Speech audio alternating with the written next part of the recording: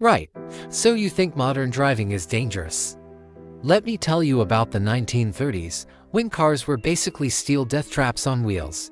These early automobiles had all the safety features of a medieval catapult.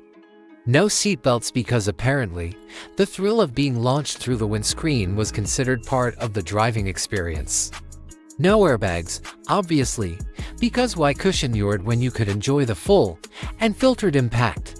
The steering columns were rigid metal spears aimed directly at your chest, like some sort of automotive jousting lance. And the glass.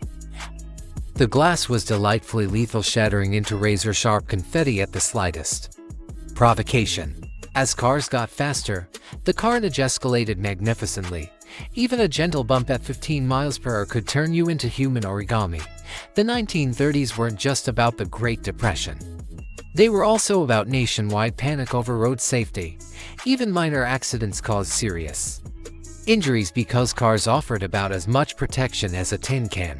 By 1935, FDR was practically begging governors to stop the automotive apocalypse sweeping the nation. It was like the Wild West, but with Model T Fords instead of horses. The 1930s saw the birth of a new profession, crash photographers.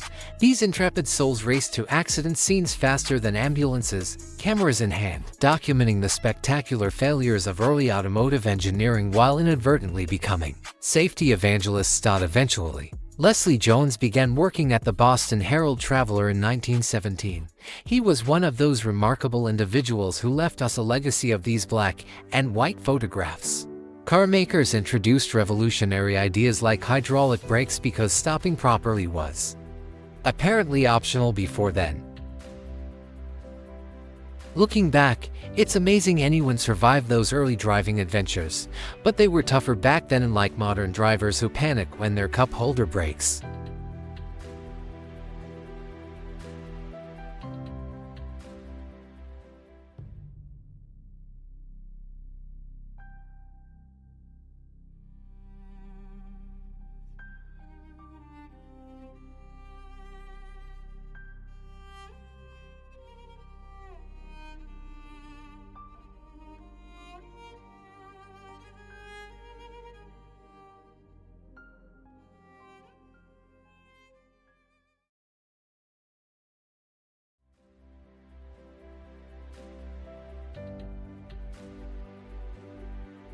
Some say this is the worst parking job in the world.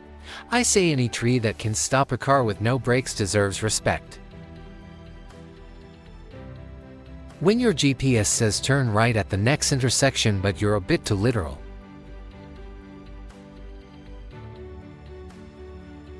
When parallel parking goes wrong but the whole neighborhood shows up to judge your driving skills.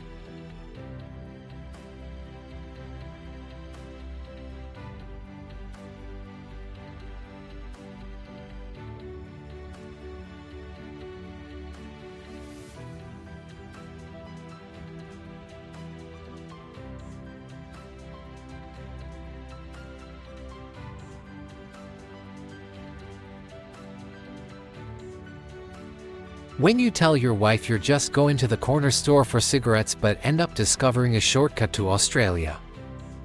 When you misunderstand drive-through service but the whole town shows up to watch you explain it to your insurance company.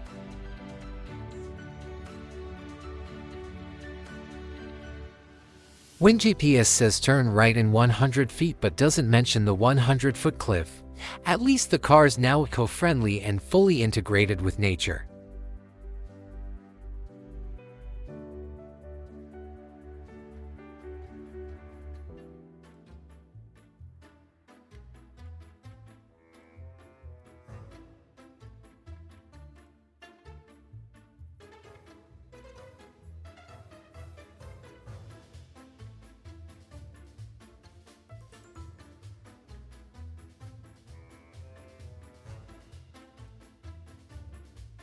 Sometimes, in a spectacular display of physics meeting stupidity, a bus would decide to have an intimate encounter with a snowplow.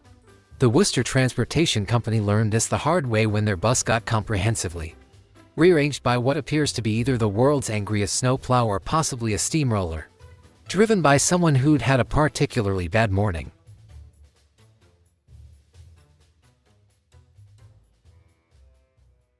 In the old days, when your carriage tipped over, you'd dust yourself off, blame the horse, and carry on. Now, we hurtle into each other at 100 miles per hour into 10 metal missiles. Progress? Absolutely. Survival? Well, that's where things get a bit complicated.